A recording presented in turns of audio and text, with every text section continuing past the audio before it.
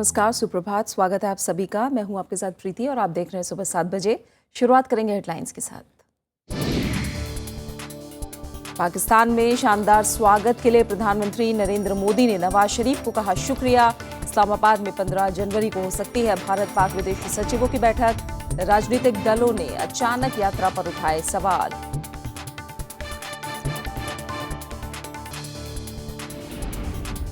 अफगानिस्तान के विकास के लिए आतंकवाद का खात्मा जरूरी। काबुल में नए संसद भवन के उद्घाटन में प्रधानमंत्री का बयान। 500 अफगानी बच्चों को स्कॉलरशिप देगा भारत। अफगानिस्तान पाकिस्तान में 6 से ज्यादा तीव्रता का भूकंप, 50 से ज्यादा जख्मी। दिल्ली एनसीआर समेत उत्तर भारत में भी कांपी धरती। नुकसान की खबर नहीं। नेपाल में मधेसी नेताओं का संविधान संशोधन प्रस्ताव मंजूर करने से इनकार। कहा बिना सहमति संसद में जबरन पेश हुआ प्रस्ताव। प्रांतीय सीमाओं को फिर से रेखांकन की मांग। डीडीसीए पर दिल्ली सरकार का जांच आयोग गैर कानूनी। उपराज्यपाल ने केंद्र को लिखी चिट्ठी।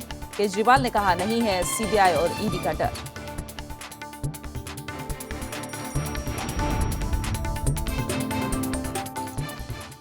प्रधानमंत्री नरेंद्र मोदी रूस, अफगानिस्तान और पाकिस्तान के दौरे के बाद स्वदेश लौट आए हैं। नरेंद्र मोदी रूस और अफगानिस्तान की यात्रा करने के बाद कल शाम अचानक लाहौर पहुंचे।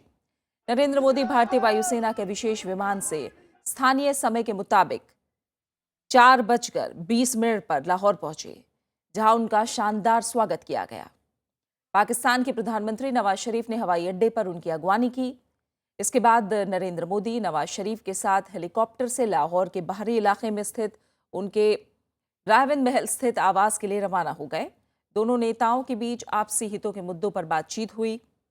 नरेंद्र मोदी प्रधानमंत्री बनने के बाद पहली बार पाकिस्तान गए। उनके साथ विदेश सचिव एस जयशंकर और राष्ट्रीय सुरक्षा सलाहकार अजीत डोभाल भी थे। दोनों नेता करीब 1.5 घंटे तक साथ रहे। इसके बाद नवाज शरीफ बाकायदा नरेंद्र मोदी के साथ लाहौर एयरपोर्ट पहुंचे, जहां से मोदी भारत के लिए रवाना हुए। मुलाकात के बाद पाकिस्तान के विदेश सचिव ज़ियाद चौधरी ने बताया कि दोनों देश बातचीत के सिलसिले को रचनात्मक तरीके से आगे बढ़ाने पर सहमत हुए हैं।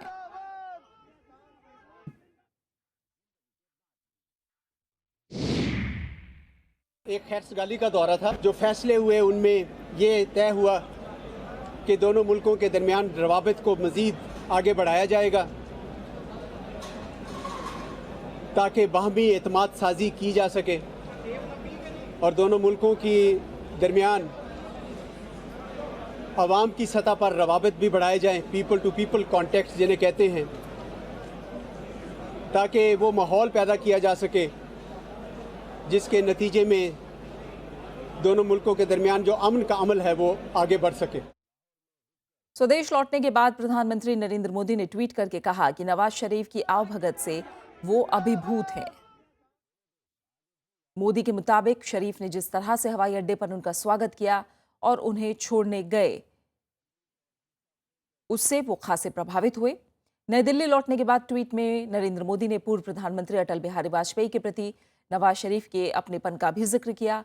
दोनों के बीच बातचीत में शरीफ ने अटल जी के साथ अपने संवाद को याद किया और अटल जी तक उनकी शुभकामनाएं पहुंचाने को कहा। भारत और पाकिस्तान के विदेश सचिवों की 15 जनवरी को इस्लामाबाद में बैठक होगी। हालांकि फिलहाल इस बारे में कोई आधिकारिक घोषणा नहीं की गई है। पीटीआई के मुताबिक विदेश सचिव एस जयशंकर पाकिस्तानी समकक्ष ज़ियाद चौधरी के साथ बातचीत करने के लिए इस्लामाबाद जाएंगे। विदेश सचिव स्तर की इस बैठक में समग्र वार्ता के तौर तरीकों पर चर्चा की जाएगी। इस महीने विदेश मंत्री सुषमा स्वराज ने पाकिस्तान का दौरा किया था। इस दौरान सुषमा स्वराज और पाकिस्तान के प्रधानमंत्री नवाज शरीफ के बीच बातचीत में समग्र वार्ता शुरू करने पर सहमति बनी थी। इससे पहले दोनों देशों के राष्ट्रीय सुरक्षा सलाहकारों की बैंकॉक में मुलाकात हुई थी। पाकिस्तान ने जनवरी के मध्य में दोनों देशों के विदेश सचिवों के बीच बातचीत का प्रस्ताव दिया था। पीटीआई के मुताबिक भारत ने इस प्रस्ताव को स्वीकार कर लिया है।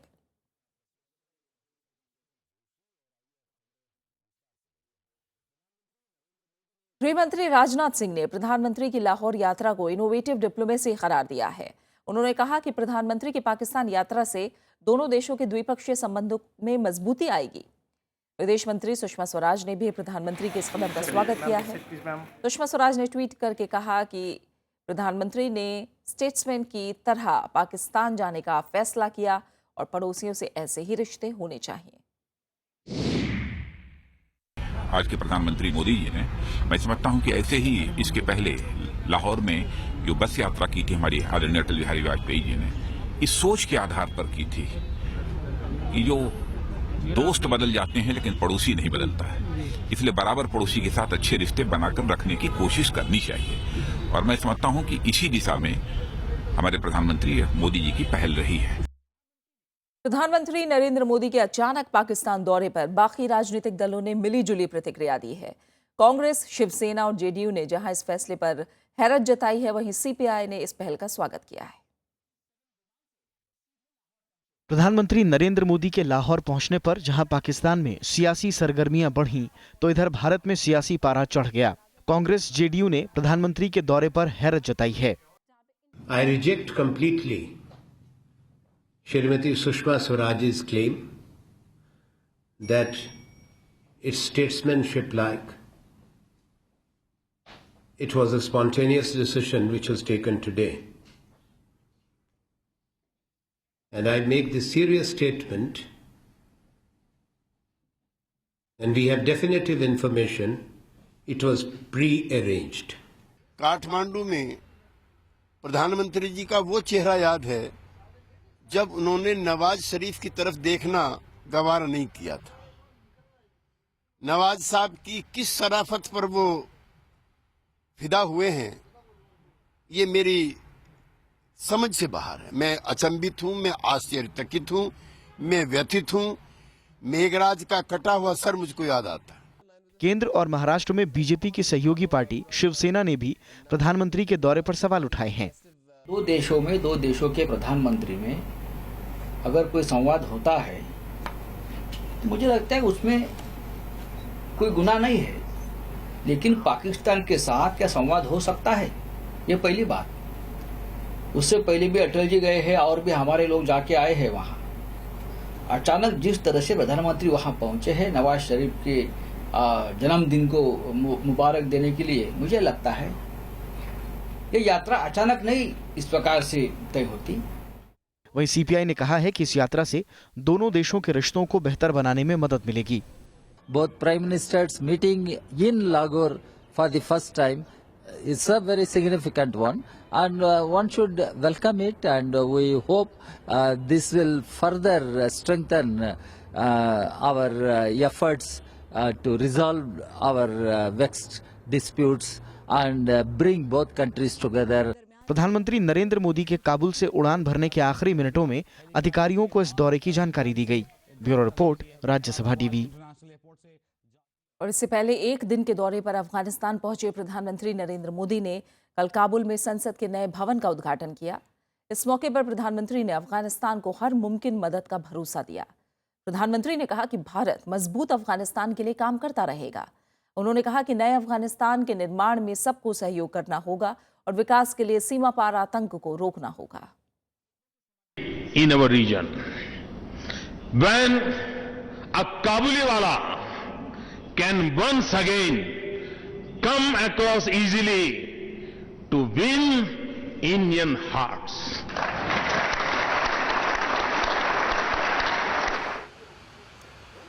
अफगानिस्तान में संसद के नए भवन का शुभारंभ करते हुए प्रधानमंत्री नरेंद्र मोदी ने कुछ यूं दोनों देशों के बीच रिश्तों की हकीकत बयां की। प्रधानमंत्री नरेंद्र मोदी ने कहा कि अफगानिस्तान में लोकतंत्र मजबूत हो रहा है, बुलेट को बैलेट से हराना होगा। Jalaluddin Rumi wrote, "Raise your words, not your voice." It is rain that gives flowers, not thunder. This is the wisdom of this magnificent land.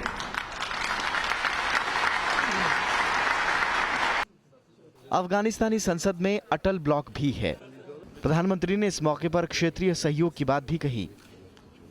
And it must be the path to its future. But brave and tireless as the Afghans are, in defending the nations, Afghanistan will succeed only when terrorism no longer blows across the border.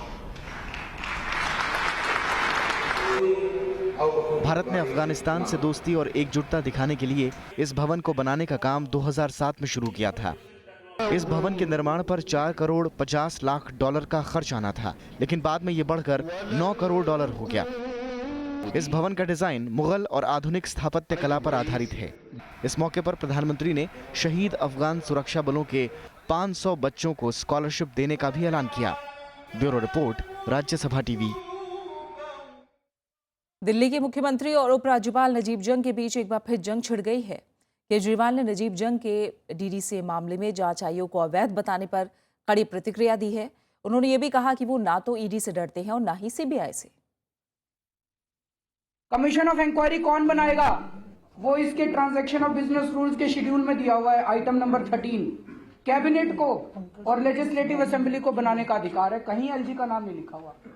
Delhi के मुख्यमंत्री साफ साफ कह रहे हैं कि उनकी सरकार चुनी हुई सरकार है, लिहाजा वो डीडीसीए मामले में जांच आयोग का गठन कर सकते हैं। अरविंद केजरीवाल ने उपराज्यपाल पर सरकार के खिलाफ खबरें प्लांट करवाने का भी आरोप लगाया। एलजी ऑफिस कॉन्स्टिट्यूशनल अथॉरिटी होते हैं एलजी। अगर उनका दफ्तर चुनी हुई सरकार के खिलाफ खबरें लीक करके उसको अस्थिर करने की कोशिश कर रहा है, मुझे लगता है ये बड़ा सीरियस मामला है। सूत्रों की माने तो दिल्ली के उपराज्यपाल नजीब जंग ने कमीशन ऑफ इंक्वायरी एक्ट का हवाला देते हुए कहा कि कानून सिर्फ केंद्र और राज्य सरकारों को जांच आयोग बनाने की इजाजत देता है। उनके मुताबिक दिल्ली पूर्ण राज्य नहीं है, इसलिए दिल्ली सरकार को इसकी इजाजत नहीं है। बीजेपी भी इसका समर्थन कर रही है। देखिए, 1952 का एक्ट है कि कौन राज्य सरकारें और केंद्र सरकारें केवल इस तरह के जांच आयोग बना सकते हैं, और ये जांच आयोग बनाने का अधिकार केवल राज्य सरकारों को और केंद्र को है। और इसलिए अगर आप जांच आयोग बना रहे हैं तो आपने उसके प्रावधानों का पालन किया है कि नहीं किया? आपने लेफ्टिनेंट गवर्नर से परमिशन ली कि नहीं ली? आपने केंद्र सरकार से परमिशन ली कि नहीं ली?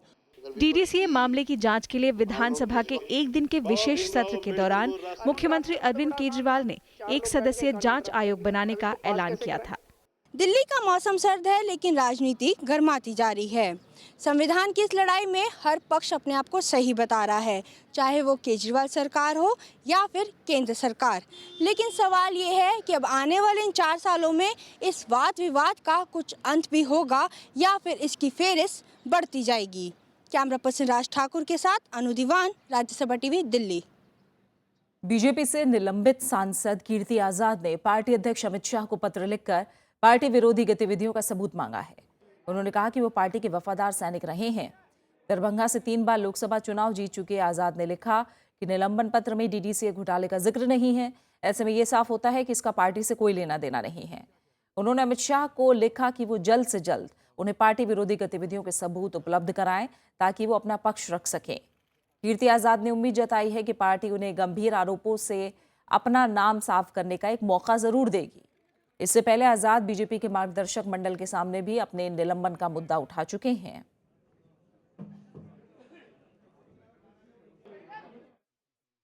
उत्तर प्रदेश में राम मंदिर निर्माण पर बयान के चलते मंत्री ओमपाल नेहरा को पद से हटा दिया गया है।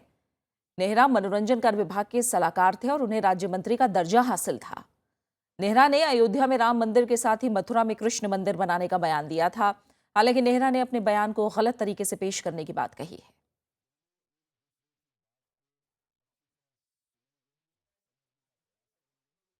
आप बने रहिए हमारे साथ, हम लौट रहे हैं एक छोटे से ब्रेक के बाद।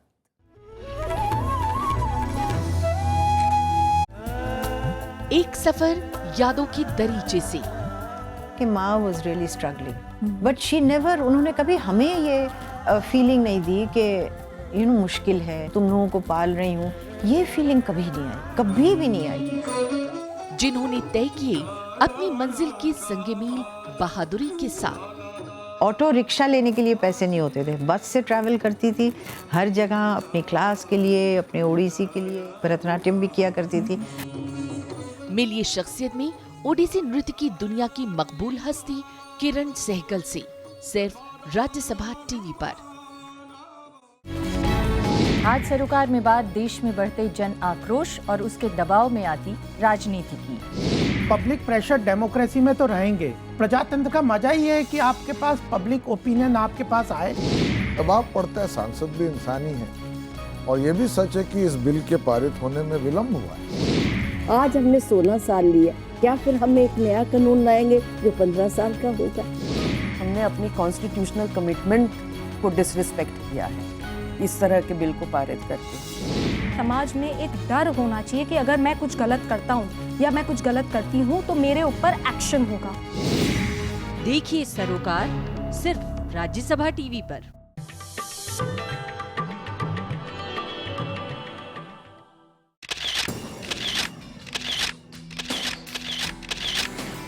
राष्ट्रपति भवन का ताम्र गुंबद, आलीशान और बेजोड़। सांची के बौद्ध स्तूप से प्रभावित इस गुंबद की ऊंचाई बाकी इमारत से करीब 2 गुनी। 6 अप्रैल 1929 को बनकर हुआ तैयार। ये शानदार गुंबद राष्ट्रपति भवन की स्थापत्य कला और खूबसूरती को लगाता है 4 चांद।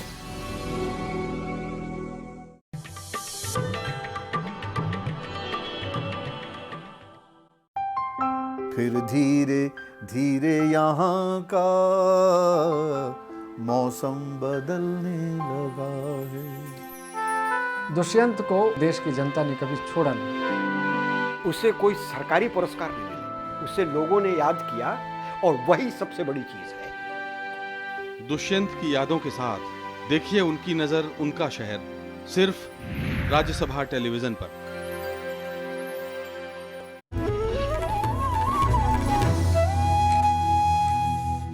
सरकारी नौकरी के लिए आवेदन, स्कूलों और कॉलेजों में दाखिले और सरकारी योजनाओं के लिए लोगों को अब कई पन्नों का जटिल फॉर्म नहीं भरना होगा। सरकार अब इन सब कामों के लिए एक पन्ने के फॉर्म लाने जा रही है। केंद्र सरकार ने कल सुशासन दिवस के मौके पर इस योजना की शुरुआत की। कार्मिक राज्य मंत्री जितेंद्र सिंह ने इसकी शुरुआत करते हुए कहा कि अभी पेंशन फॉर्म को एक पन्ने का बनाया गया है। पहले ये 4 पेज का होता था। अगले 1 साल में केंद्र सरकार के सभी विभागों में ये योजना चरणबद्ध तरीके से लागू कर दी जाएगी और राज्य सरकारों को भी इसके लिए प्रोत्साहित किया जाएगा। इस दिशा में सरकार पहले ही सेल्फ सर्टिफिकेशन जैसी शुरुआत कर चुकी है। एक फॉर्म, हम सिंगल पेज फॉर्म की एक प्रथा आज से आरंभ कर रहे हैं। वाजपेयी जी के जन्मदिन पर डीओपीटी के विभाग की ओर से देश को ये उपहार भी है और देश को ये अर्पण भी है। उत्तर भारत के कई हिस्सों में शुक्रवार रात भूकंप के झटके महसूस किए गए। रात करीब 12:50 पर आए भूकंप का केंद्र अफगानिस्तान और ताजिकिस्तान सीमा के नजदीक था। भूकंप की तीव्रता 6.2 मापी गई है।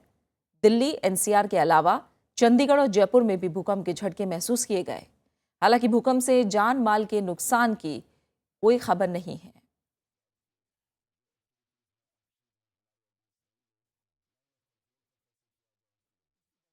भूकंप के झटके सिर्फ देश में ही नहीं बल्कि पाकिस्तान और अफगानिस्तान में भी महसूस किए गए।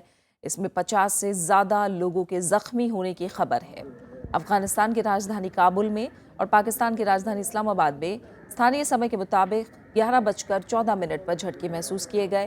पाकिस्तान के खैबर पख्तूनख्वा में भूकंप के तुरंत बाद सरकार ने रेड अलर्ट जारी कर दिया। इससे पहले पाकिस्तान और अफगानिस्तान में 26 अक्टूबर को आए 7.5 तीव्रता के भूकंप में 300 से ज्यादा लोगों की मौत हो गई थी।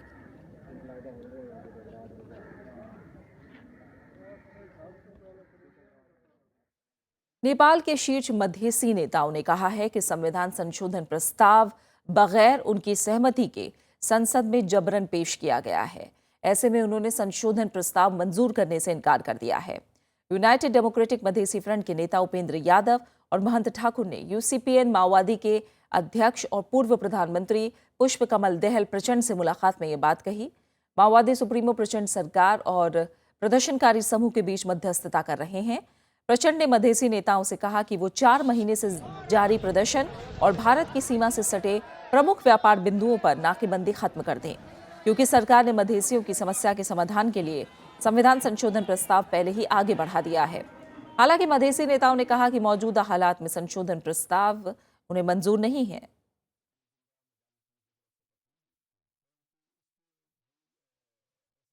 गुरुवार को नाइजीरिया में अनाम्बरा स्टेट के ननेवी शहर में एक बड़े हादसे में 100 से ज्यादा लोगों की मौत हो गई।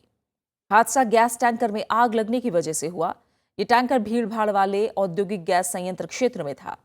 टैंकर में ब्लास्ट से रसोई गैस सिलेंडर भरने के लिए लाइन में खड़े कई लोग धमाके की चपेट में आ गए। मीडिया रिपोर्ट्स के मुताबिक ट्रक से गैस निकलते समय कूलिंग टाइम में गड़बड़ी की वजह से तापमान अनियंत्रित हो गया और आग लग गई। कई घंटों के बाद आग पर काबू पाया जा सका।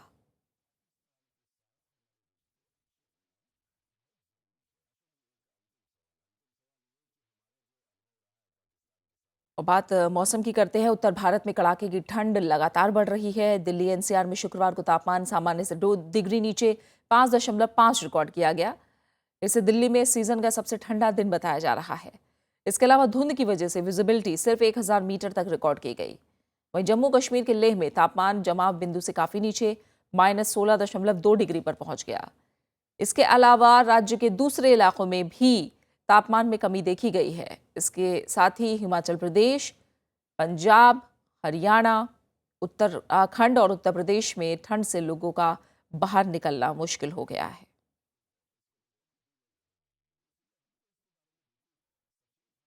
दो रेड अलर्ट के बावजूद चीन में धुंध कम होने का नाम नहीं ले रही है। शुक्रवार को राजधानी बीजिंग की सड़कों पर दृश्यता 100 मीटर से भी कम रही। इस वजह से कई राजमार्गों को बंद करना पड़ा। 200 से ज्यादा फ्लाइट्स भी रद्द करनी पड़ी हैं। बीते हफ्ते खराब मौसम और प्रदूषण को लेकर चीन में दूसरा रेड अलर्ट जारी किया गया था। अमेरिकी दूतावास के मॉनिटर के मुताबिक क्रिसमस के मौके पर बीजिंग में PM 2.5 का स्तर 500 के आंकड़े से आगे था, जो कि बहुत खतरनाक है। मौसम अधिकारियों का मानना है कि भले ही बीजिंग ने मंगलवार को गंभीर प्रदूषण पर से रेड अलर्ट हटा लिया हो, लेकिन राजधानी में अगले कुछ दिनों तक धुंध छाई रहेगी।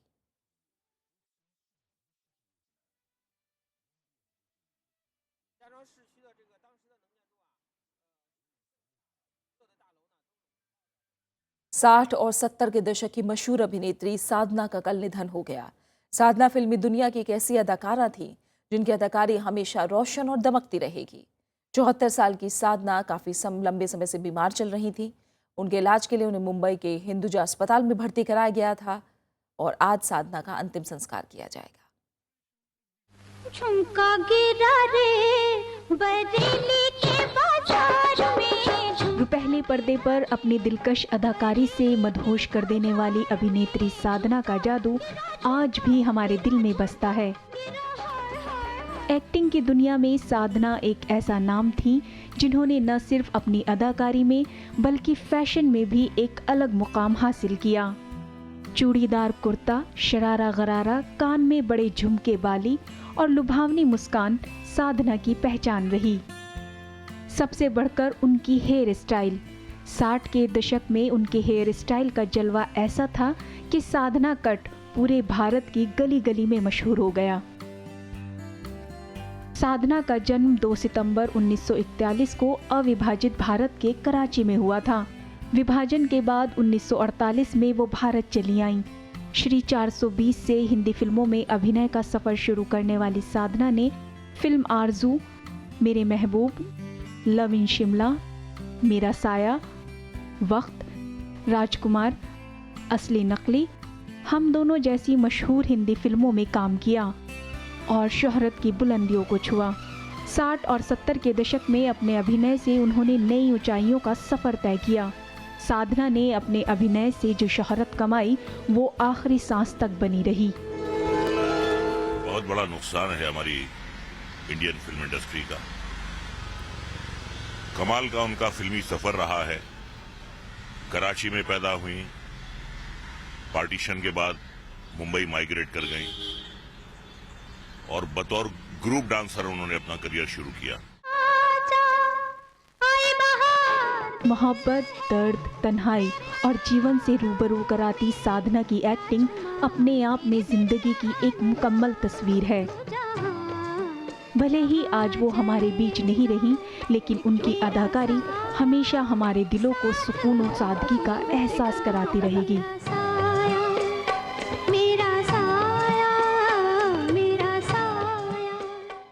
और इसी के साथ फिलहाल इस बुलेटिन में इतना ही। आखिर में एक नजर हेडलाइंस पर। पाकिस्तान में शानदार स्वागत के लिए प्रधानमंत्री नरेंद्र मोदी ने नवाज शरीफ को कहा शुक्रिया। इस्लामाबाद में 15 जनवरी को हो सकती है भारत पाक विदेश सचिवों की बैठक। राजनीतिक दलों ने अचानक यात्रा पर उठाए सवाल। अफगानिस्तान के विकास के लिए आतंकवाद का खात्मा जरूरी। काबुल में नए संसद भवन के उद्घाटन में प्रधानमंत्री का बयान। 500 अफगानी बच्चों को स्कॉलरशिप देगा भारत। अफगानिस्तान, पाकिस्तान में 6 से ज्यादा तीव्रता का भूकंप, 50 से ज्यादा जख्मी। दिल्ली एनसीआर समेत उत्तर भारत में भी कांपी धरती। नुकसान की खबरें। नेपाल में मधेसी नेताओं का संविधान संशोधन प्रस्ताव मंजूर करने से इनकार। कहा बिना सहमति संसद में जबरन पेश हुआ प्रस्ताव। प्रांतीय सीमाओं के फिर से रेखांकन की मांग। और डीडीसीए पर दिल्ली सरकार का जांच आयोग खैर कानूनी। उपराज्यपाल ने केंद्र को लिखी चिट्ठी। केजरीवाल ने कहा नहीं है सीबीआई और ईडी का दर्ज।